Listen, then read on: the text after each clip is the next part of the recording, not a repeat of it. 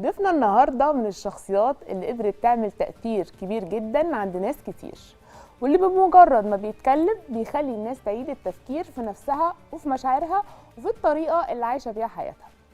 قدر خلال سنين يبني حالة مختلفة جدا في عالم الوعي والتنمية الذاتية، وخلى مفاهيم زي الاستحقاق والسلام النفسي والطاقة الإيجابية تبقى جزء من كلام الناس اليوم. اسلوبه المختلف وقدرته على الوصول للناس ببساطة وعمق في نفس الوقت خلوه واحد من اكتر الشخصيات حضورا وتأثيرا في مجاله. النهاردة هنتكلم عن الوعي والعلاقات والطاقة وتأثير افكارنا على حياتنا بشكل اعمق مع الدكتور احمد عمارة، استشاري الصحة النفسية.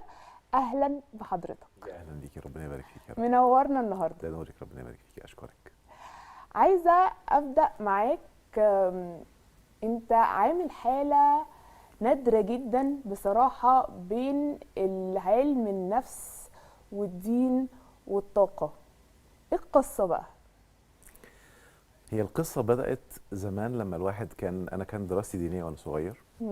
وبعدين تخصصت في علم النفس، فكنت حاسس إن في تلاقي كده بس على استحياء، وبعض المعلومات كانت بتضرب شوية لغاية لما أنا نفسي حصل لي مشاكل كتير. ودخلت في بيزنس واتعرضت لصعوبات، فبدأت أكتشف إن أنا كنت حافظ معلومات بس ما بطبقهاش. وبعدين بدأت أخد بالي من أثر الفكرة على حياتنا وعلى مشاعرنا، ومن أقوى الكلمات اللي عملت لي تحول كنت بسمع لأحد المدربين الكبار فقال معلومة غريبة قوي. قال لو جبنا 2 في نفس الأوضة اللي أنت قاعد فيها، واحد معاه في البنك ملايين والتاني عليه ديون وعنده مشاكل، والاتنين قاعدين قدامك، انت مش شايف فلوسهم، بس ايه الفرق اللي انت هتشوفه؟ الحالة النفسية، المشاعر. شيل بقى الفلوس وحط المنصب الاجتماعي، برضو المشاعر. طب شيل كده وحط الجواز، مشاعر. فالمحصلة كلها مشاعر، والمشاعر دي طاقة. ظبط طاقتك الأول، لأن معظم الناس بتحاول تسعى للأهداف عشان تحس المشاعر. اعمل العكس، حس المشاعر الأول فهتهدى، واسعى بروقان لتحقيق الهدف. فقلت في هنا كنز عايز أبحث وراه. لما فهمت الطاقة لقيت إنها مكملة كل الدايرة مع بعض، فكان بالنسبة لي نقطة تحول رهيبة في حياتي. طب كانت ايه الصحوة الأساسية اللي خلتك توصل للمرحلة دي؟ الإنسان دايما غالبا بيوصل زي ما بنقول كده روك بوتم، أو لعمق يعني المشاكل عشان يطلع بالصحوة دي. طيب خليني أقول حاجة قبل الصحوة عشان دي مهمة للشباب، وأنا هتعمد أقول قواعد كده عشان حتى أي حد في أي ظرف في حياته يعرف يستفيد من المعلومات دي. الإنسان في الحياة بيحركوا حاجتين ما لهمش تالت. يا حاجة عايز يوصل لها، يا حاجة عايز يخلص منها. صح. الإنسان السلبي واللي ماشي غلط واللي الدنيا بتزيد معاه سوء هو اللي بيمشي بالطريقة التانية، إن أنا بستنى لما عايز أخلص من حاجة. فإحنا بنقول كده إن الإنسان ده بيبقى مستني لما ألم البقاء يبقى عالي قوي وما عادش قادر يستحمله فيقرر يقوم عشان يتصرف. الإنسان الأولاني متعة الوصول هي اللي بتحفزه، فدايما المتعة محركة، فدايما متقدم. أنا بقى إيه اللي حصل لما الدنيا قفلت خالص من كل اتجاه وقعدت تتعصر تتعصر تتعصر تتعصر لغاية ما وصلت المرحلة إن أنا بكلم زوجتي في يوم من الأيام بقول لها أنا معايا 10 جنيه، أنت عايزة حفاظات ولا عيش؟ اختاري حاجة منهم. يوميها هي اختارت، وانا فضلت بره ساعه ماشي عمال ابكي. ايه اللي انا وصلت له ده؟ ايه اللي فكان الم نفسي رهيب. انا ازاي سايب نفسي كده وشايف نفسي بقى ذكي وعندي دماغ ليه انا وصلت للمرحله دي؟ فمن هنا بدات اخد القرار. انت قلت ان انت وصلت لمرحله ان انت في وقت كنت بتفكر في الانتحار. ما هو في الفتره دي بقى كان عندي مشاكل كتير، وكنا احنا يعني البيت اللي كنا عايشين فيه مع والدي في الدور السابع، فجات لي كذا فكره في الموضوع ده فنقلت، فقمت ناقل وقاعد مع جدي في مكان اقرب. النقطه بقى اللي كانت بالنسبه لي كمان هاجس جوه بيخليني افكر انا ازاي عندي المعلومات الدينيه دي وازاي عندي المعلومات النفسيه دي وحياتي كده في حاجه غلط. صح. فبدات اكتشف ان انا زي ناس كتير تساليني ارد عليك كويس قوي بس ما بطبقش حاجه. ايوه فاهم. باب النجار مخلع. باب النجار مخلع، صح. فاخدت بالي من مفهوم كده كبر مقتا عند الله ان تقولوا ما لا تفعلون. انا فهمتها ان انا لما اقعد اتكلم في حاجه ما بعملهاش بزداد سوء، مهم اعمل الاول والاقي نتائج وبعد كده اتكلم. فساعتها خدت قرار ان لازم ابدا من الصفر بقى، هبدا اعيد حساباتي عشان ابدا افكر في الامور النفسيه والامور الدينيه اللي في حاجات كتير اكتشفتها كنت اظن انها من الدين، ولما تعمقت اكتر اكتشفت انها لا تمت للدين بصله. فبدات المرحله في الاتجاه ده ان انا عمال افكر في المسلمات. ودايما هقول لاي حد معلومه يا رب تفيد اي حد بيسمعني دلوقتي: لو عندك اي مشكله في اي مجال راجع مسلماتك اللي انت معتبر انها صح 100% في الحته دي. المسلمات ايه؟ الدينيه ولا ايا الاعتقادات كان ولا اللي الاخلاق؟ انت بتعتبرها صح ومش عايز تقرب منها. اي مسلمات عامه. يعني مثلا في العلاقات في ناس عنده مسلمه ان لازم الراجل الست تسمع كلامه. مين قال كده؟ احيانا في مواقف انت تسمع كلامها. فالمسلمه دي لو غيرتها تلاقي الحياه بقت زي الفل في العلاقه. حد مثلا، انا كان عندي زمان في البيزنس ابدا كبير تفضل كبير وشايفها قناعه، فهي اللي عملت لي مصايب كبيره. برضو من ضمن الحاجات اللي بينجح هو الذكي، ان الفلوس صعب الحصول ليها. انا في البلد دي مش هعرف انجح عشان الظروف والبلد والواسطه، دي كلها مسلمات كانت جوه. فانا المسلمه او القناعه محفوره جوه وانا بتحرك تحت مظلتها، هفضل اضيع. لازم اقعد اراجع مسلماتي. ربنا خلقنا لو خدناها من ناحيه الدين عشان هو دي الحياه مشقه وتعب. هو ربنا لما بيحبك يجيب لك مصايب. فكل دي كانت مسلمات. ده فعلا كنت الناس كلها عايش مقتنعه ان فعلا أيوة. الانسان في اختبار، وان الدنيا اختبار، وان الدنيا مشقه، وده دار اختبار، لا، ده أنا أقول حاجة والجنه هي في مهمة. الاخر معنى الاختبار يعني احنا في اختبار، دي حقيقه، بس معنى الاختبار سيء. لا، اللي معاه فلوس ده اختبار. السعيد ده اختبار. افهم صح. معنى الاختبار صح. الرايق ده اختباره. ايوه. انت ليه تختار تعمل حاجات تجيب لك الاختبار السيء او اختبار الالم او اختبار الوجع؟ وبلوناهم بالحسنات والسيئات. كويس كده؟ يعني هقول لك مثلا من ضمن الصدمات اللي انا اكتشفتها، وانا الاني دارس سيكولوجي بقى، اكتشفت الجانب اللي زي ده في الدين بيسموه الفقه. الفقه يعني ايه؟ الفقه هو العمليات العقليه والادراك للنص، اسمه فقه. اوكي. فانا فقهت النص. فبدات اكتشف ان في فقه خطا لنصوص هو اللي اتصدر للناس على انه دين. اوكي. يعني هدي مثال. الناس كلها عارفه النص الديني اللي بيقول لما الانسان وهو في بطن امه بيكتب شقي او سعيد. كويس كده؟ صح، انا دي حاجه كنت عايزه اسال الله عليها. عليكي. في حد الفقه بتاعه ان بيتكتب له يا دي يا دي.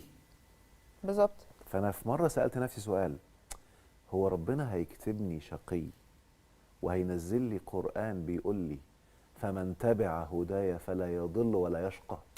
يعني هو بيشتغلني مثلا الصفحه دي يا رب؟ يعني هيكتبني شقي ويقول لي اعمل كده وانت مش هتشقى؟ طب ازاي كده؟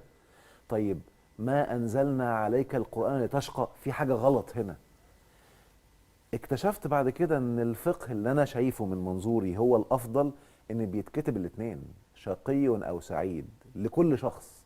هتعمل كده يجي لك شقاء، هتعمل كده يجي لك سعاده، والاثنين مكتوبين. اوكي.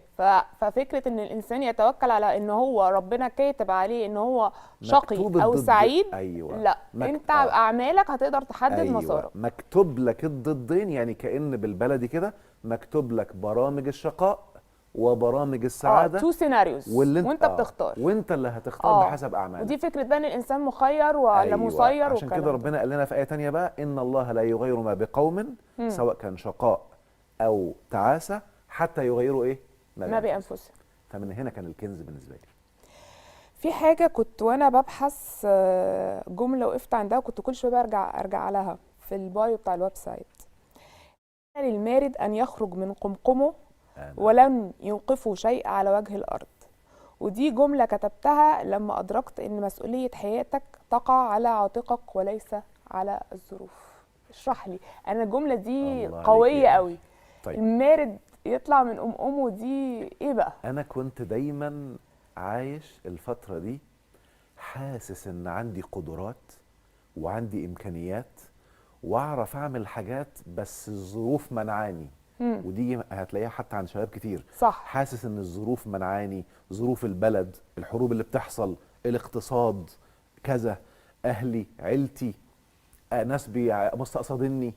فكنت حاسس كاني في ومحبوس ومستني يحصل حاجه بره عشان اخرج واطلع المارد كل اللي جوه ده. طاقتك دي كويس. لغايه ما بدات اكتشف ثانيه واحده كده، هو الظروف مأثره عليا عشان انا اللي سامح لها. مم. من نعمه ربنا علينا ان مفاتيحنا كلها في ايدينا. واكتشفت حاجه حتى اطلقت عليها كده اسمها اصنام العقل. ودي من اخطر المعلومات بتاعت الحياه. الناس تظن ان الصنم هو تمثال بره بيسجدوا له. لا، كلمه صنم معناها فكره في دماغك انت كل يوم بتسجد لها ومسلم لها حياتك من غير ما تفكر فيها. يعني ايه؟ مم. عشان اي حد، ويمكن اللي بيسمعني الان ممكن الكاميرا دي، اللي بيسمعني الان ركز معايا في المثال ده واعملوا تمرين عملي. اسال نفسك سؤال دلوقتي، يلا انا عايز احقق هدف ايه، وحط اي هدف انت عايزه بقالك فتره مش عارف توصل له، وقول كده هو انا ايه اللي مخليني مش عارف اوصل له. اللي هتكتبه هي اصنامك، اللي طول ما هي في دماغك عمرك ما هتوصل له. اول ما تقول بقى بعد ما تكتبهم، قول طب يلا دول اللي انا كنت اظن زمان ان هي الاصنام اللي هتمنعني عن الهدف، ولو اتشالت هحقق الهدف. طب انا ازاي بقى احقق الهدف رغم انف الاصنام دي؟ رغم وجودها هيبدا يجي لك افكار من اتجاهات تانية عشان تحقق الهدف.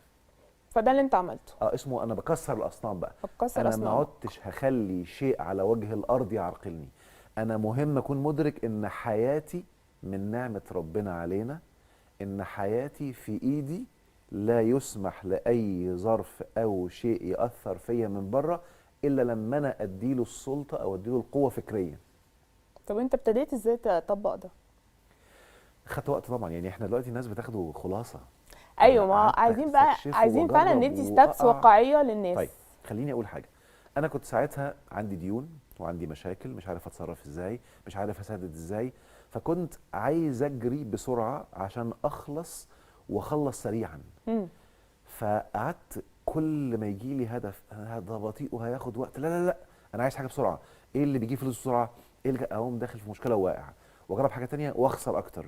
طب خد ديون عشان تعمل بيزنس بسرعه، فاقوم سلف من حد من مبلغ عشان اعرف اعمل بيه بيزنس كويس، عشان اعرف ادخل فلوس كويسه، اقوم خسران مبلغ اكتر فزود الديون اكتر. لغايه ما عدى عليا 7 سنين في الحاله دي. 7 سنين هيبقى 7 سنين كامله بجد. بجد يا انجي كانوا من اصعب سنين حياتي. لغايه ما جيت فجاه كده قمت قايل طب بص، مش هي باظت بقى. انا ما عدتش هجري على حاجه. انا هقعد كده وهعتبر نفسي معايا كل الفلوس اللي انا عايزها، ههدى وهبدا افكر ازاي ابدا بروقان ايا كان الوقت. المهم دلوقتي ان ابدا ادخل اللي يعيشني انا واسرتي عيشه كريمه. وقمت عامل تواصل مع كل الناس اللي كان بيني وبينهم ديون. قلت لهم بقول لكم انا عندي الدنيا ملخبطه، عندكم حل من اتنين: اهرب محدش يوصل لي ومش هتعرفوا تجيبوني، يا اما ادوني فرصه ابدا اظبط الدنيا، وانا كل ما يتوفر حاجه هكلمكم. في الاول هيبقى مبلغ بسيط، ولكن شويه بشويه هبدا ازوده. واول حاجه عملتها ان انا اشيل الهيدك او الالم النفسي اللي كانوا عاملينه كضغط. صح. كويس كده خلاص. حتى يوميها بصراحه انا قلت حاجه كده، يعني قلت لهم بقول لكم اللي يرفع عليا قضيه هخليه اخر واحد. هتصرف وهخلي المحامين يمطلوا لاخر حاجه. الراقي اللي قدر موقفي هو اللي هياخد فلوسه الاول. حلو. كويس كده. المهم وبعدين بدات خلاص، انا دلوقتي ما عادش عليا حاجه، انا الناس هديت الضغط اللي عندي لنفسي. يلا هبدا دلوقتي ازاي انا واحد ما عنديش دخل، ازاي بس يبقى عندي دخل ايا كان الرقم. اول 1000 جنيه دخلت لي عملت فرح. طبعا اكيد. النقطه المهمه اللي ما كنتش واخد بالي منها ساعتها بقى عشان كنت بجري وعندي ستريس، ان انا بدات اتعلم ازاي رغم ان عليا ملايين ديون ازاي استمتع بالالف واضخم مشاعرها واشكر ربنا عليها عشان تزيد. لما كنت بجري في ال7 سنين وعايز اسدد، كنت اقول ال1000 دي ايه قدام كل ده، فانا لا عارف استمتع ولا عارف اشكر. فلما هديت كل الكلام ده فكريا، وكله على فكره لما قالوا لي طيب إيه اوكي انا ما سددتش حاجه بس انا بقيت رايق. سكت دماغك. سكت الدماغ. ثم بدات اتفنن في الاستمتاع بالقليل. وحاجه مهمه كانت من اروع ما يكون ان انا عليا ديون، فانا عمال مش عايز ال1000 دي خلاص، انا عايز يبقوا 2 يبقوا 5 يبقوا 10. فقعدت بقى بفكر طب ازاي ال1000 تبقى 3، فيجي لي افكار شهرين 3 4 يقوموا 3، طب اخليهم اكتر ازاي يبقوا 5 يبقوا 10 يبقوا 20. اللي بيحصل بقى 20 اقوم مطلع مثلا منهم 15 وعايش بالخمسه. طب 30 مطلع 20 وعايش بالعشره. اللي ما خدش بالي منه وفي يوم من الايام ادركته، ان انا في يوم من الايام عمال اسدد ديون اسدد ديون، والدخل بيكبر بيكبر، وانا عمال اشد على نفسي اكتر عشان اسدد، المبلغ كان كبير. ايوه. لغايه ما جيت في يوم من الايام خلصت الدين وبقى المبلغ كله بتاعي. مم. ادركت ساعتها ان ده كان استجابه دعاء زمان لما دعيت ربنا يغنيني، بس انا كنت فاكر انه هيجيب لي فلوس. لا، هو حطني في مواقف تقوي عزيمتي، وحطني في ديون تخليني مرضاش مبلغ قليل، وابدا اكبر عشان اكتسب المهارات واكتسب الخبرات اللي تخليني ادخل الدخل ده. قلت طب حلو بقى، انا مش هقعد استنى وراك عشان طريق. مشاكل. ايوه، وراك الطريق انا هرفع للدخل او اعلي. الغنى الحقيقي، ما الطريق ليه عدتش الحقيقي. مستني مشاكل عشان تخليني احط الخطه، لا. مم. انا عرفت السكه خلاص، فانا هحطها من غير مشاكل ومن غير ضغوط. اوكي، حلو قوي، قصة خطيرة. طيب احنا دلوقتي بالرغم من تطور الحياة اللي احنا عايشينها، آه، اكتر الامراض المنتشرة هي القلق والاكتئاب، وفي ناس كتير دلوقتي بقينا بنسمع انها بتنتحر. تفتكر ده سببه ايه؟ طيب خليني اقول حاجه مهمه. هو ما يعتبر بصراحه، يعني الاكتئاب بيعتبروه دلوقتي الكرنت بانديميك او الجائحه الحاليه ده المنتشره حقيقي. وعماله تزيد. وده حاصل بسبب حاجات كتير قوي. الناس انكبت على الماديه مم. ونسيوا الجانب الروحاني. مم. الماديه بتدي متعه، الجانب الروحاني بيدي سعاده. مم. المادية بتخليني متوتر وبجري عشان أحقق الشيء لكي أستمتع. فأنا عشان أجيلي فلوس متوتر، بحط خطة عايز بقى عشان أبقى رايق. فأنا متوتر لغاية ما يحصل، بستمتع بالفلوس، فجأة تفقد متعتها. يعني لما المتعة. بتوصل للحاجة المادية في أيوة، الاخر بتحط لنفسك هدف مادي جديد. المتع تقل مع التعاطي. مم. يعني أنا عشان المثال ده ناس تفهمه، ودي حتة نفسية خطيرة قوي. مم. بقول لأي حد قول لي أكتر أكلة ممتعة بالنسبة لك إيه؟ مم. هجيبها لك دلوقتي تاكلها، بعد ما تخلصها هجيب لك واحده تانية، بعد نص ساعه هجيب لك واحده ثالثه، هتلاقي نفسك خلاص المتعه نزلت. سواء كانت متعه شهوانيه كشهوه جنس او شهوه اكل او شهوه فلوس، في الاول ليها متعه، بس من كتر تعاطيها بتقل. طب وايه الفرق بقى بين المتعة والسعادة؟ المتعه الروحانيه مم. كتر تعاطيها بتزيد. مم. يعني ايه متعه روحانيه؟ انا بفيد كام شخص، انا بحقق نفع قد ايه، انا ليا قيمه بعملها الناس بتستفيد منها ولا لا. مش مهم الفلوس، انا بعطي ايه. ودايما بدي مثال عشان يوضح الصوره. تخيل كده مثلا ان في 100 شخص حياتهم ملخبطه، وكل واحد فيهم لو اديت له 1000 جنيه انا حليت له مشكله كبيره. مم. كويس كده؟ هم 100 شخص وانا معايا 100,000 في جيبي بتوعي، هطلعهم صدقات. فانا هنزل بالعربيه اعدي على كل واحد فيهم اديله ال1000. رؤيتي للمتعه اللي في عينيه هتزود لي متعه، اللي بعده هتزود لي، عمري ما هزهق، لان دي روحانيه العطاء، قيميه. ان انت جزء العطاء. انا هنا، ما هو ده انا بتكلم على القيمه دلوقتي، اه. وبدي مثال في الفلوس. اه. هناخدها في البيزنس بقى. مم. في حد بيفتح بيزنس علشان يكسب، مم. ده بيخسر. واول قاعده بتتقال في كورسات البيزنس، اي شركه فاتحه عشان فلوس بتخسر في اول سنه. ده حقيقي. بيقولوا 50% من الشركات بتقفل في اول سنه، وال50% التانيين 50% منهم بيقفلوا اول 5 سنين. مم. طب مين اللي بيكمل؟ هو اللي فاتح علشان يحقق قيمه ويحقق نفع معين في المجتمع او في المكان اللي هو فيه. طب نطبق ده ازاي على واحد الشخصيات البسيطة زي الراجل اللي واقف على الكاشير، الراجل بتاع الدليفري؟ الناس دي يعني تعمل ايه عشان توصل للسعادة الروحانية اللي حضرتك حلو بتطالب قوي يا بيها؟ انجل المثالين دول. هدي مثالين ازاي بتاع الكاشير او بتاع الدليفري يبقى بيشتغل عشان فلوس او عشان قيمه. لو عشان فلوس، فانا واحد انا ما عنديش دخل، فانا ما عنديش غير الدخل ده، فامري لله، ما عنديش قدامي غيره، فانا عمال اروح والف الدنيا واتحرك من مكان لمكان كدليفري عشان في الاخر يطلع لي الرقم ده، او زائد كمان اللي هيطلع لي من الناس هيديهولي من بنسميه البقشيش بقى والكلام ده. حلو كده؟ او التبس. ده شغال عشان فلوس، هيبقى دايما متضايق، دايما ستريسد، دايما مش راضي، بيفكر يسيب الموضوع بس ما عندوش فرصه ثانيه فمضطر، فدايما مشاعره سيئه. مم. طيب لو واحد تاني نسي موضوع الفلوس وفكر في الفاليو اللي بيعملها. انا بيسر على الناس تحقيق اللي هم عايزينه. انا النهارده عندي 20 توصيله، فانا يا رب بدخل يسر وسهوله في حياه 20 واحد. اللي بيحصل ايه بقى؟ ودي حته مهمه وخطيره جدا جدا جدا، ان احنا هنا جايين الارض عشان نسعى في القيم، مش ناخد فلوس. يعني رزقنا، ويا رب الناس يفهموا الحته دي في اي مجال بيزنس، الرزق بتاعنا بيتحدد بكميه القيم اللي هتنفقها على الاخرين. طب عايزين برضو نرجع للأشخاص البسيطة. ممكن أي حد تاني مثلا دلوقتي بيسمعنا يقول إن دي يوتوبيا أو حياة مثالية قوي أو إيجابية قوي. مثلا نرجع للمثال بتاع الراجل بتاع الدليفري. طب زي ما حضرتك بتقول إن هو لازم ياخدها مثلا إن الشغل بتاعه جزء من أنواع العطاء أو المساعدة، أو هو مثلا ممكن من وجهة نظره ده أنا في عز الصيف ونازل وحر ومفيش تكييف وانتوا قاعدين في بيوتكم وعندكم تكييفات. فازاي نغير المايند سيت دي او طريقه التفكير دي، لان هي تبقى طريقه تفكير ايجابيه او الناس تاخدها بالطريقه دي؟ طيب يعني ايه خليني الخطوات؟ الاول خليني اول، وكويس انك قلتي السؤال ده يا انجي. اليوتوبيا هي المبالغه في فعل الايجابيات، ودي مستحيل تحصل في الارض. احنا بشر. بالظبط. ولكن انا هقول له يا سيدي، من ال 20 توصيله لو بتعمل 20 توصيله في اليوم، واحده منهم بس مش يوتوبيا هي. غمض عينك كده وقول ايه؟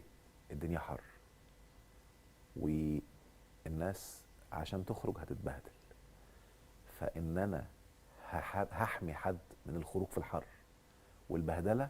يا رب انا دلوقتي بأنفق عليه راحه ويسر، وانت يا رب قلت لنا لن تنالوا البر حتى تنفقوا مما تحبون. فانا بحب اليسر وعايز يجي لي يسر، فانا بنفقه الاول يا رب. يعني وغمض عينك وتأمل كده، الشخص اللي انت رايح له ده ربنا شايفك ايه دلوقتي؟ انت حطيت نيتك ووعيك ايه؟ انسي اليوتوبيا خالص، انا بتكلم على اكشن عملي. ايوه. وغمض عينك واعمل كده واتفرج التوصيله دي مشاعرها هيبقى عامله ازاي. بس عملتها مره، خليهم 2، يبتدي يعلى الله عليك، المشاعر. خليهم 3، خليهم 4. عمرك ما تخليهم ال 20 او ال 30. بس لو بقى نصهم فانت عملت بالانس بمعايير اله الكون. بقى اللي بينفق ده لازم هيستحق اليسر في حياته، لازم. مش احنا عندنا قناعه بتقول، حتى مستمده من ايه قرانيه، مثل الذين ينفقون اموالهم في سبيل الله كمثل حبه انبتت 7 سنابل في كل سنبله 100 حبه. الناس فاكره ان اموالهم يعني فلوس، لا.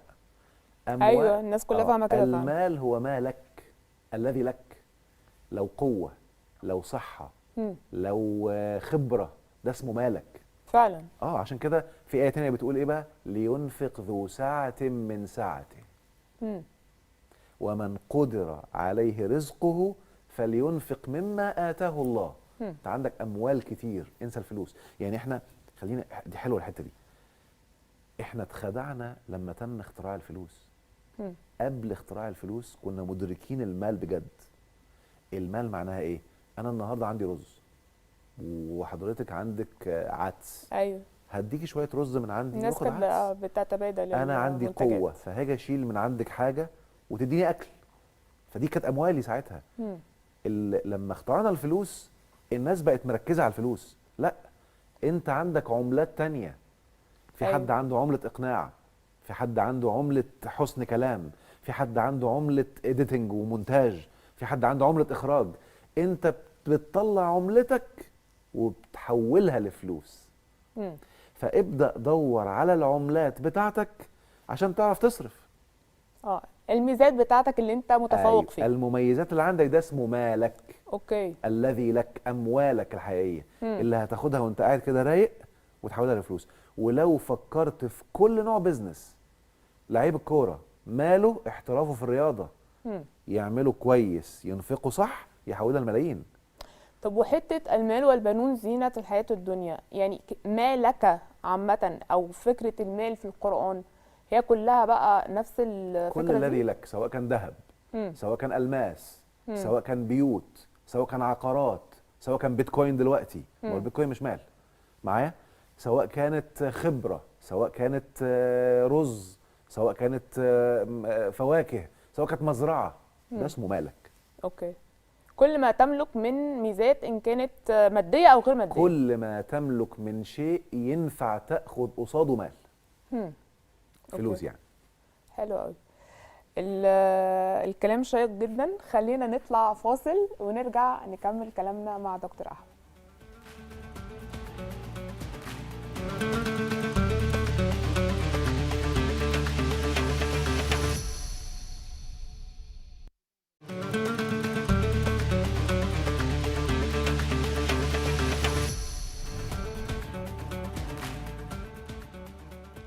ورجعنا لكم تاني ولسه معانا اسئله كتير.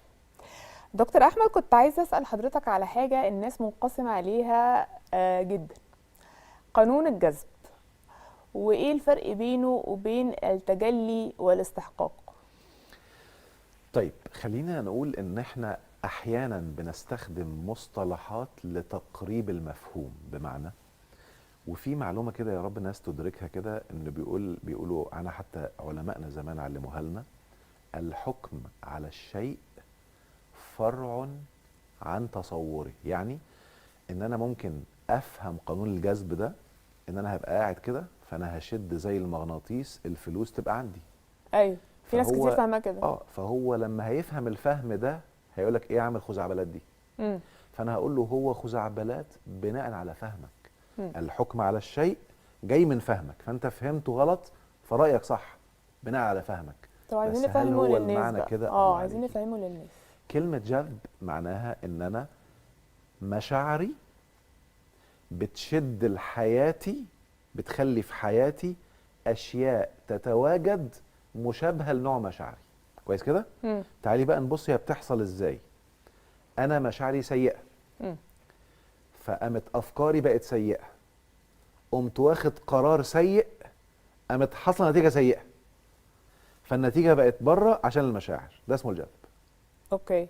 طيب انا النهارده مشاعري بقت ايجابيه، فانا بقيت رايق، فافكاري بقت ايجابيه، فبقيت هادي وبفكر صح وشايف الصوره من منظور ايجابي، فهاخد سلوكيات ايجابيه، فهيبقى نتيجه ايجابيه. فعشان كده بنسميها ان المشاعر الواقع اللي انت عايشه متماثل مع مشاعرك، وده الجذب. اوكي. ولكن ده البروسيس اللي بيتم. كويس كده؟ طيب النقطه المهمه هي ايه بقى؟ من ضمن القوانين بتاعة الجذب ان اللي بتقعد تتخيله كتير عقلك بيسجله، فيبدأ يطلع لك افكار شبيهة بيه. يعني اول درجة في الجذب هي جذب الافكار. بمعنى احنا في الجذب بنقول قاعدة الناس كلها حتى بالعامية عارفينها: اللي بيخاف من العفريت بيطلع له. اللي هي في الجذب معناها ايه؟ عندك مشاعر خوف هتشد لحياتك اللي انت خايف منه. وده بقى مرض العصر برضه. أيوة. الخوف. تعالي هدي مثال وحتى بنشوفه كتير جدا في الجلسات اللي ليها علاقه بالعلاقات الزوجيه. تبقى جايه زوجه قدامي وتقول لي تخيل طلقني، طلقني كده كاني ماليش قيمه ومنهاره. اقول لها يا بنت الحلال هو طلقك ليه؟ قالت لي قلت له طلقني يا ما طلقني. طب بالراحه كده، وانتي قلتي له طلقني ليه؟ يعني ايه اللي خلاكي تقوليها؟ لما نقعد نتعمق الاقيها من بدري خايفه تتطلق، فتقعد تعمل حاجات عشان تخلص بقى من خوفها، علشان وهي مش واخده بالها من كتر خوفها من الطلاق، وانه يعرف حد بره، وانه ما يعرفش مين، وان حد ياخده مني، فبعد كده اي حد احسن مني، فكذا كذا كذا، ففي النرفزه قالت له طلقها يا مطلقها. طب هو انت لما قلتيها كنت تعنيها؟ قالت لي لا. ده بيحصل كتير قوي. طب كنت خايفه من الطلاق؟ شفتي الخوف من الطلاق خلاكي تعملي حاجات، ففي المواقف بتتخانقوا فالدنيا بتكبر تقوم طالعه منك تشغل بالك، ده اسمه الجذب بقى. فاسمه كده بنسميها انت جذبتي الطلاق لحياتك. ليه؟ لانك لم تتعاملي مع مشاعر الخوف صح. ساعات اصلا الانسان ما بيبقاش عنده وعي ان عنده المشاعر دي، يعني بتبقى في عقله اللاواعي بتهيألي يعني، بس هو مش عارف يحطها قدامه. الله عليكي. وهنا بقى أهمية الجزء الثاني من الجذب والخيال. إن أنا اللي مش عارف معناها هو فقد التواصل مع نفسه جوه. معناها هو اتعود إن الحاجات الخارجية اللي بتحركني، فده شخص لا يجلس مع نفسه ابدا. مم. فبنقول لهم معلومه بسيطه قوي: لما تبقى عايز تعمل حاجه اقعد مع نفسك دقيقه واحده، غمض عينك كده واسال هو انا بعملها ليه؟ مم. وهل انا لسه قايل من شويه الانسان بيتحرك للاشياء اما عشان يحقق نحو او بعيدا عنه. فاسال نفسك سؤال: هو انا بعملها نحو، يعني نحو هدف معين واضح قدامي، ولا بعيدا عن شيء؟ بعيدا عن شيء يعني بيهرب منه يعني. مم. يعني انا النهارده طالبه معايا اكل اكله معينه، مم. حلو كده. اسال نفسك سؤال: هو انا رايح اكل الاكله دي ليه؟ عشان اهرب من حاله الجوع ولا عشان استمتع بالاكل؟ اعرف بس. هتلاقي بعد شويه في ناس عشان انا جعان فعايز اكل اي حاجه، مم. ويقول لك الاكل ده يا عم ده بنزين اي حاجه وخلص مش مهم. وحد يقول لك لا ده انا عشان المطعم ده بحب طعم الاكل وبيعمل الفراخ ولا اللحمه ولا كذا بالطعم الفلاني، فانا بقيت عارف ان انا اللي بيحركني في الاكل انا نحوه. مم. طب السؤال التاني بقى: نحوه متعه ولا قيمه؟ ده حاجه صحيه ولا حاجه بتدي لك دوبامين سريع؟ مم.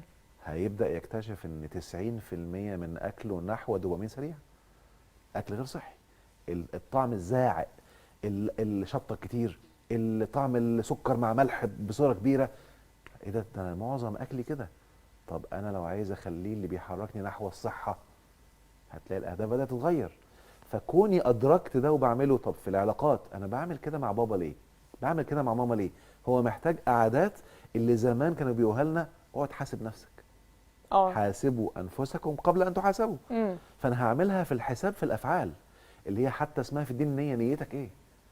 لما هقعد اعمل كده مره مع مره هنمي خلايا عصبيه ووصلات عصبيه حرفيا تعلي الادراك جوايا ناحيه الاهداف اللي بتحركني.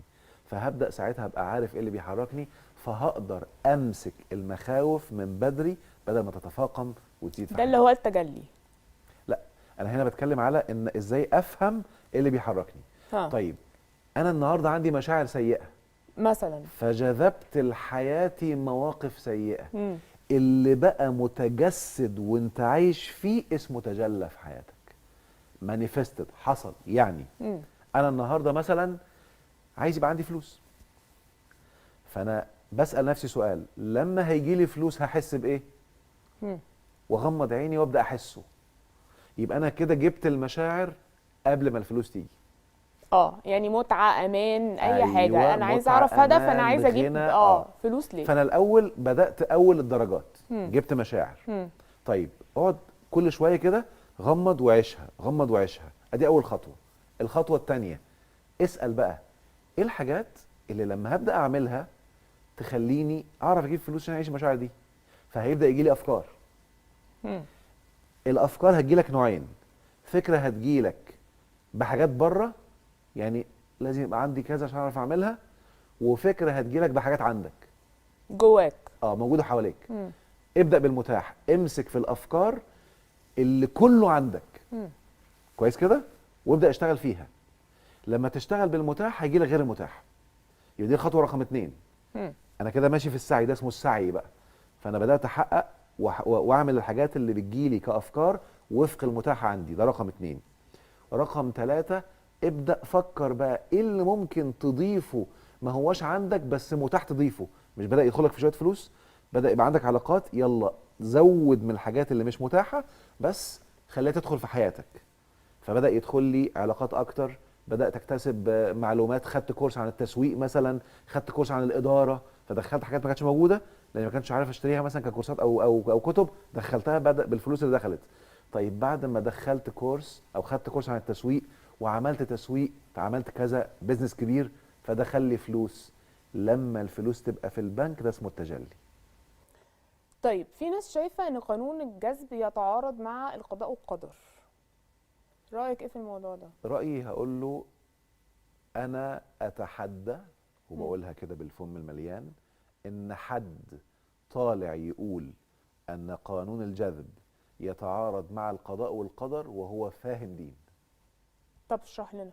بمعنى، او عشان يكون التحدي دقيق، هتلاقي 99% باللي بيقولوا كده هو شويه ناس يا اما مربي دقنه لكن ما درسش عمق الدين، مم. ما درسش الدين دراسه متفقهه، فقيه ديني يعني. مم. كويس كده؟ ده رقم واحد. او هو فاهم الجذب غلط. مم. ان انا فاهم الجذب ان الكون هو اللي هيديلي من غير ربنا، ما ده طبعا شرك. مم. كويس كده؟ فالنقطه المهمه هي ايه؟ هو القدر اصلا معناه ايه؟ مم. اللي مش فاهم دين يظن ان القدر حاجه غصب عننا هتحصل. يعني الناس كلها فاهمه ان القدر هو ربنا كاتبه لك كده ما أنا كده. شفتي بقى، انا بقول لك اهو. اه. هو مش فاهم دين، ده مم. هو كده زي ما خده وهو صغير وسمعه من الناس. بالظبط. يعني حتى ساعات بقول لحد، ساعات ودي كنت بخبطهم بيها عشان يبداوا يفهموا معنى القدر، اقول له حط خطتك وحط اهدافك وابدا اسعى وهتلاقي الهدف هيتحقق. طب والقدر؟ وكأن القدر حاجه بتعكسه. مم. قمت قايل له طب اسالك سؤال، روح اطلع فوق عماره 60 دور وارمي نفسك وشوف القدر هيعمل ايه. قال لي هموت. طب ما ده قدر. اشمعنى هنا بقى عادي؟ اه. طب ونفترض يا سيدي ان عصفوره كانت طايره وقعت عليها وما متش، قمت طالع تاني رامي نفسك تاني، مم. ايه اللي هيحصل؟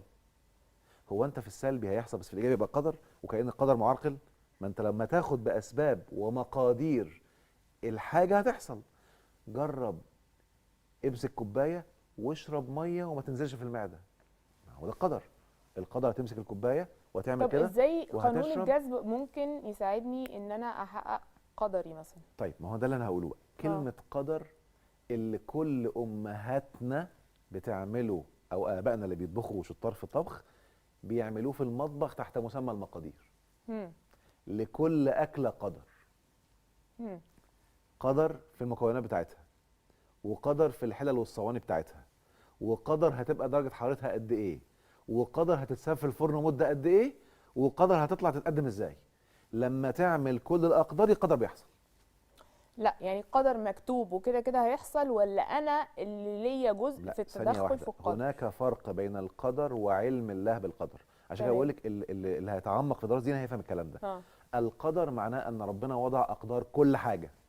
بالظبط. كويس كده؟ اه. وضع قدر ان لو انا عملت كده ايدي هتترفع. وضع قدر ان لما احط المايك هنا الناس هتسمعني. اه. ده اسمه القدر. كويس كده؟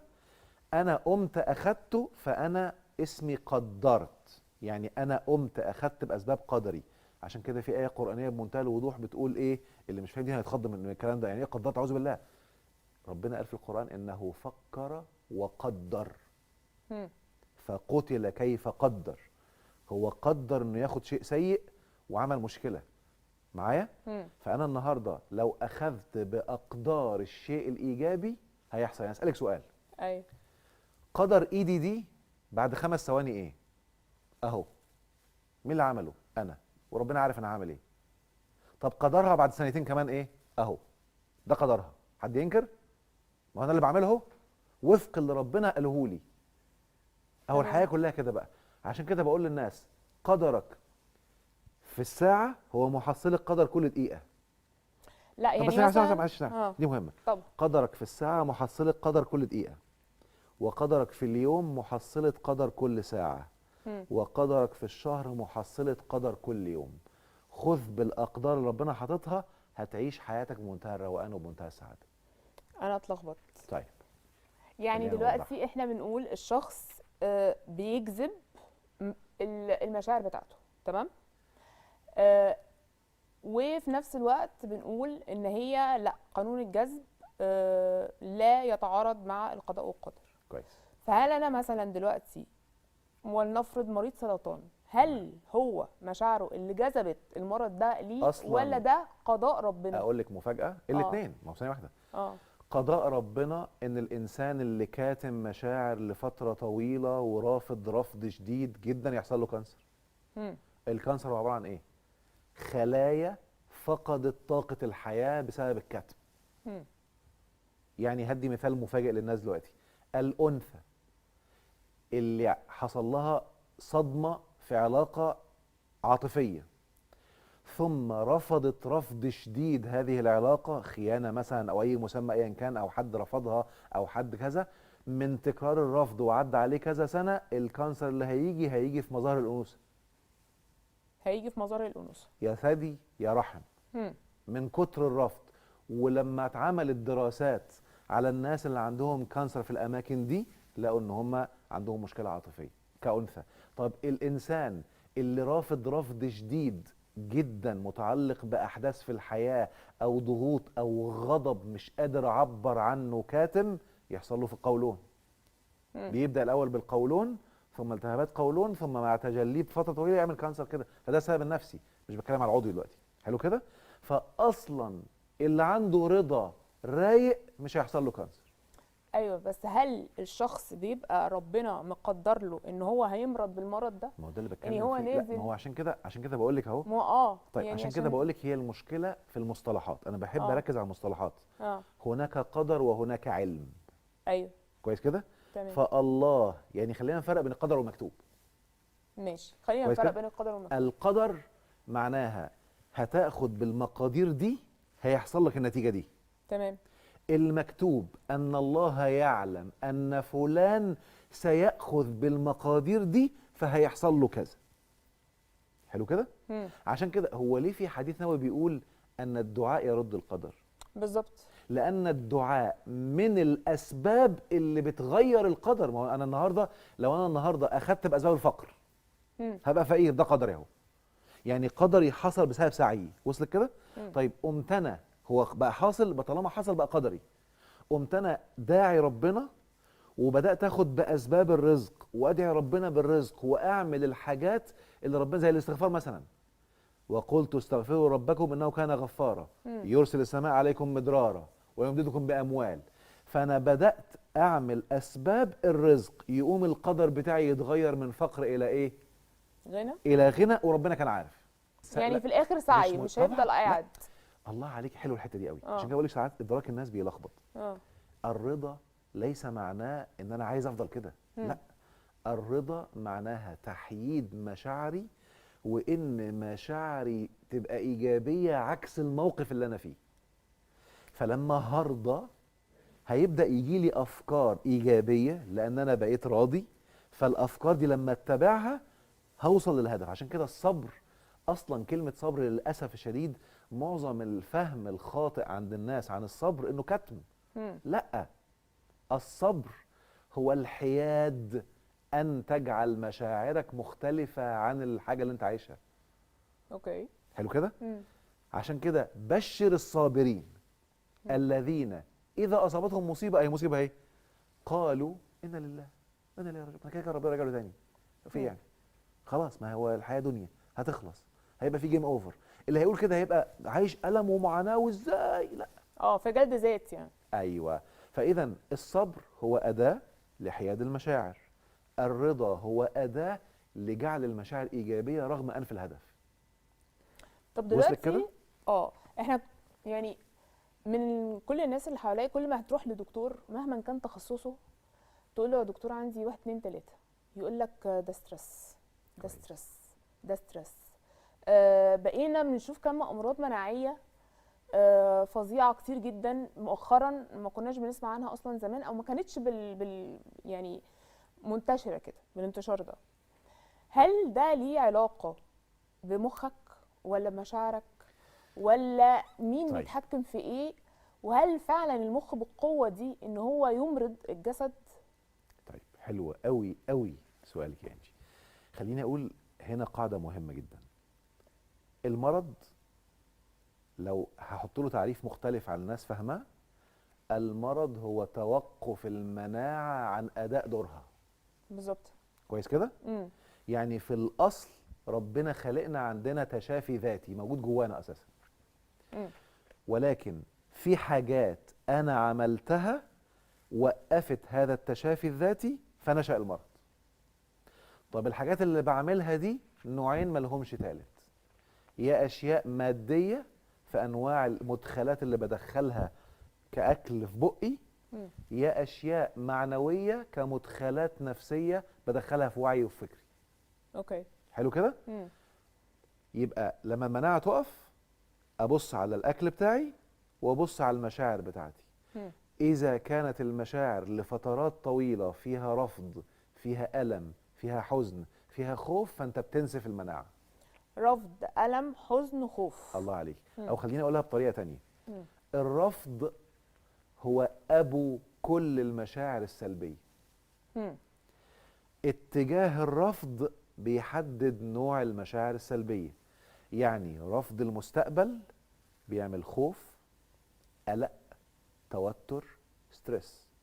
يبقى لو حد عنده ستريس او عنده قلق، يبقى انا هعرف كمتخصص في علم النفس انه رافض شيء مستقبلي.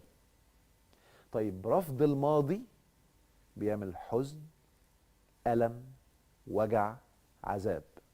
مم. طب رفض الحاضر بيعمل زهق وملل. كويس اوكي. كده؟ مم. رفضهم الثلاثة ده اللي بنسميه في علم النفس الاكتئاب.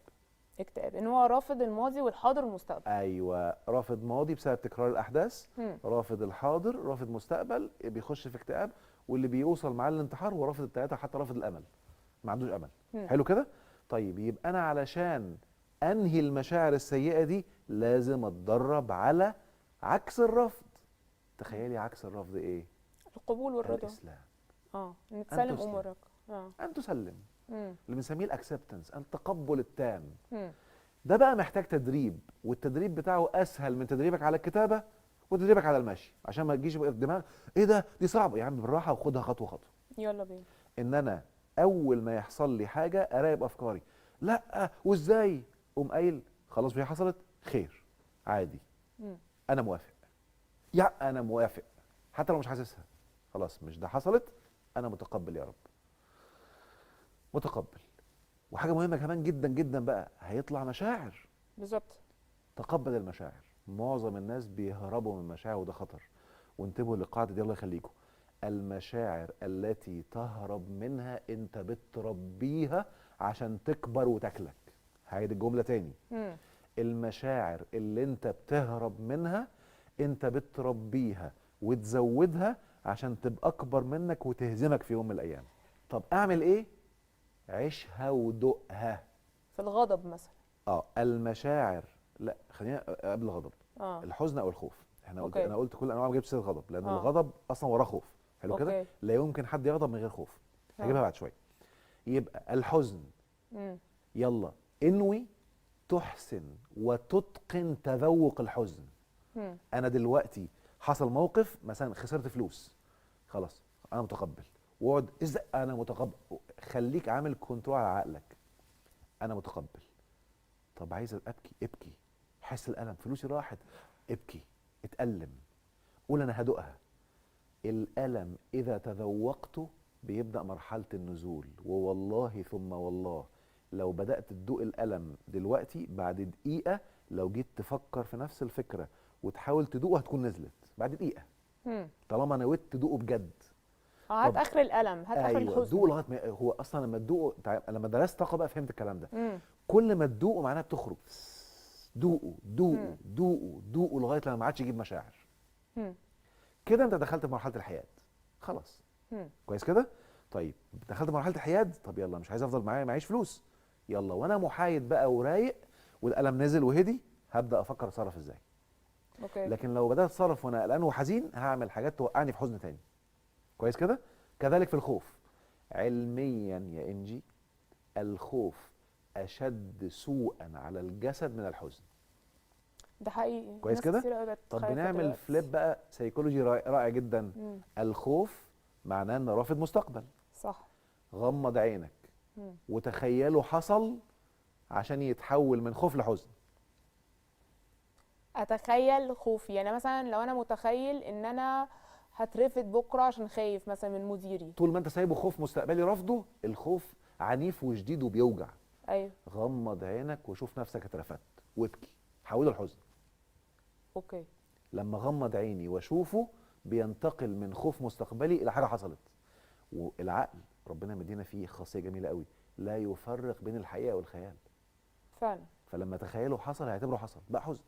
ابكي بقى، فرغ يلا. والحزن لما تبكي وتفرغه بيختفي. مم. كويس كده. مم. هيجي بقى المشكله اللي عند الناس ان هو رافض يدوق الالم. هو ده الرفض التاني برضو بقى، ان انا رافض اتذوقه. ودي معظم المشاكل النفسيه. مم. بتبدا المشاكل النفسيه والمناعه تبدا تقل لما ترفض تذوق الالم. مم. يبقى انا هحط خطه ان احسن واتقن تذوق الالم. عشان كده بنسميه عيش اللحظه. هي لحظه الم عيشها. صح. في ناس غالبا بتهرب من ألمها عشان مش عايزه تبقى ايوه، تواجهها. من يهرب من الالم هو بينسف مناعته. اوكي. وبقاء مده هروبك من الالم انت بتدمر المناعه شهر بعد شهر. تعالي بقى للغضب. الغضب معناه ايه؟ حاجتين.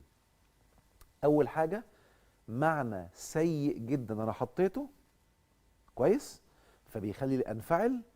ثم انا خايف من شيء ما. يعني هي الام بتغضب على ابنها ليه؟ عشان خايفه يسقط. صح. بتغضب على جوزها ليه؟ خايفه يلعب بديله، خايفه كذا، خايفه يهني، فتلاقي خوف في الاخر. في الاخر اساس الغضب خوف. جذر مهم من جذور الغضب، وهو الجذر الاكبر، هو الخوف. اوكي. هعمل ايه؟ غمض عينك وعيشه وحوله الحزن ودوقه، هيطفي. هتلاقي نفسك بتتعامل مع الموقف بعد كده بهدوء مش بغضب. بس يا دكتور احنا بنخاف من حاجات كتير قوي في حياتنا كل يوم. على فكره حلو قوي سؤالك ده. لو قعدتوا مع نفسكم وتشوفوا كميه المخاوف كاشياء ولخصناها للجذور بتاعتها، هيطلعوا 4 5. يعني اللي خايف من الطياره، او خايف من الاسانسير، او خايف يركب عربيه بتجري بسرعه، هتلاقي في الغالب الجذر بتاعه خوف من الموت. بس ممكن يطلع في 20 حاجه. طب مش انا خايف اموت؟ شوف نفسك مت، ابكي، اتصدم، عيش الموقف، اهدى بقى كده. وممكن حد يسالني وانا سامع شايفك اللي بيتفرج عليها وفي سؤال، طب مش لو تخيلته ممكن يحصل لي؟ شفت بقى السؤال الذكي ده؟ يقول لك انا عمال اتخيل السلبي هيحصل وانت عمال تقول الجذب ولما تخيله. الله عليك، سؤال جميل جدا، انت مشاهد ذكي. طيب هقول لك، انت بتجذب بالمشاعر مش بالخيال. لو انا خايف من الموت وعمال اهرب منه فمشاعره جوه وطاقته جوه هشده كتير. لما واجهه وتخيلوا ان مت وحيدته، بقت مشاعر ايجابيه ولا سلبيه؟ ايجابيه. حلو كده، اما انا بقيت محايد متقبل. فانا كده خليت مشاعري ايجابيه وبتعامل معاه عادي. بقيت شايف نفسي اكبر منه مش اقل منه، عادي لو حصل. ثم بعدها على طول اشكر ربنا على الحياه وعلى الصحه، فانت عملت بالانس قوي. يعني ايه اللي بيتحكم فينا؟ عقلنا ولا مشاعرنا؟ انهي اقوى في ان هي بتعمل مشاكل للانسان؟ هي البيضه ولا الفرخه؟ يعني اولا انا مش عقلي، انا مش العقل، انا اللي باخد قرار. عشان كده بنقول للناس ان لم تمسك زمام عقلك الخوف هو اللي هيمسكه قولا واحدا. انا بتهيألي دي على المشاعر. يعني دايما بيقول لك حكم عقلك، فكر بعقلك اكتر من مشاعرك، لان مشاعرك ممكن تخدعك. لا حلو قوي، خلينا نفرق من الاثنين. انا هنا لما بقول العقل معناها المعنى اللي انا حطيته ولد مشاعر، مش سلوك. يعني انا النهارده مثلا، حلو خلينا نفصل في الحته دي. حكم عقلك بدل مشاعرك معناها وانا باخد قرار اشوف بالعقل والمنطق ايه الصح والغلط واخد القرار، مش غضبي اللي يخليني اخد قرار. بالظبط. ده شيء غير اللي بقوله خالص. اللي بقوله بقى ان انا اللي بيولد المشاعر هو التفسير العقلي اللي انا حطيته اصلا. يعني العقل في الاخر هو اللي بيولد المشاعر. أيوة. ان كانت سلبيه او ايجابيه. لا يمكن ان تتولد مشاعر من غير تفسير عقلي. الخطوره هنا ايه بقى؟ ان احنا ساعات بتطلع مشاعر من غير ما افكر، لان صح. تم وضع التفسيرات من بدري وانت طفل، وانت مش واعي اصلا، وانت مش واعي اكتر. فانت انا النهارده مثلا دلوقتي حالا يعني انا هدي مثال. مثلا كنا في دوله عربيه من غير ما اقول اسمها، وقاعدين في ميتنج رسمي كده مهم، وسوري في اللي هعمله، قام حد مسؤول كبير قام جاي وقام مطلع ريح قدامنا واحنا قاعدين، والصوت طلع عادي ومكمل فعلا. احنا كلنا كسفنا ايه ده؟ طلع في البلد ده عادي عندهم. فلا هو شايفها اهانه ولا اللي قاعدين شافوها اهانه، بس احنا اتخضينا عشان احنا مبرمجين عيب. بالظبط. فالمعنى اللي احنا حاطينه هو اللي عامل مشكله. هي حاجه طبيعيه بتحصل، هم عندهم عادي. كويس كده. فالمعاني هي ايه ده وازاي يعمل كده واهني وكانه مش معبر، ده كله المعاني اللي جوه هتولد الانفعالات اللي حصلت. كويس كده. يبقى اعمل ايه بقى عشان اعمل ريفيرس او اعكس؟ اول ما يطلع مشاعر اقعد مع نفسك عشان تعلي الكونكشن بقى وتعلي الاتصال بينك وبين ذاتك. هو انا ايه اللي نرفزني؟ هتلاقي نفسك حاطط معنى، هو اهني، هو احبطني، هو بيذلني، هتلاقي المعاني. طب هو السؤال، هو فعلا بيذلك؟ طب خلينا ناخدها على اكزامبل تاني. الجيل صعب قوي الحالي. اعتبر دي قناعه. اول القصيده كفر. شفتي بقى كده؟ هتلاقي نفسك طالع عينك معاهم. شكرا من اول القصيده. دي المسلمات بقى. انا كان في سؤال كنت عايزه اساله لك، ممكن اساله لك وبعدين نرجع للحته دي. انت شايف ان احنا الجيل اللي طالع السوشيال ميديا مربياه اكتر من اهاليه؟ طب هقول لك حاجه حلوه قوي. المحرك الرئيسي لحياتنا هو المتعة. مم. حلو كده؟ مم. فنجح صناع السوشيال ميديا بيسر يلعبوا بأطفالنا لعب، لأن هم عرفوا مداخلهم وما قالوش صعبة زي ما انت قلتي، قالوا هنوصل لهم رغم ان اهاليهم مانعين. شفتي مم. بقى؟ حطوا قناعة إيجابية في هدف سيء وعرفوا يعملوه. تعالي بقى شوفي الأهالي، الجيل صعب ويقوموا داخلين بالحاجات الصح في شكل إكراه وإجبار، يقوم الطفل ينفر منها. طيب نعمل ايه؟ ده حاجه كويسه جدا. طيب. لان انا شايفه ان دي بقت حاجه شائعه، أنا كل هديكي الاهالي مثال بتشتكي عملي، من أنا التربيه. هديكي مثال عملي. اه. ابني في يوم من الأيام هو في مدارس أجنبية، فاللغة اللي بيتكلموا بيها الأصلية عندهم إنجليزي، بالظبط. وأنا عايزهم يتعلموا عربي. مم. فللأسف التعليم العربي مش بالقوة اللي تخليه بيحب العربي، مم. فالولد بقى نافر جدا من العربي. صح. فقلنا خلاص هنجيب له مدرس، جربنا مدرس والتاني والتالت وقعدنا فترة كده مش عارفين. مم. فأنا حسيت إن إحنا بالنسبة له ده إجبار. صح. قمت أنا مقرر، مش أنا مشغول ومش فاضي، طب أنا هخليه يقضي وقت من أمتع ما يكون معايا يوم ما نكون قاعدين بنذاكر عربي. مم.